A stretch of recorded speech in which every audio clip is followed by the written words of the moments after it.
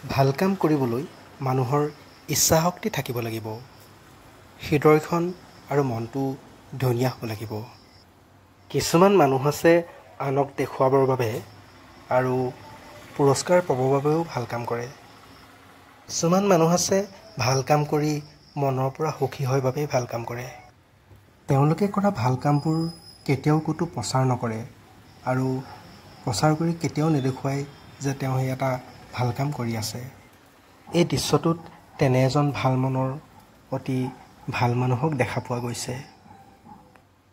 গৰাকীবিহীন এই উৰণীয়া পাৰবোৰক তেওঁ প্ৰত্যেক দিনাই নিজৰ দোকানৰ পৰা মচুৰ দাইল আনি খাবলৈ দিয়ে।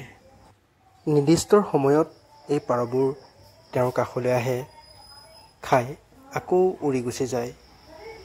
এই নিস্বাৰ্থৱান হৃদয়ৱান ব্যক্তিসকলৰ মহানুভৱতা সঁচাকৈ প্ৰশংসনীয়।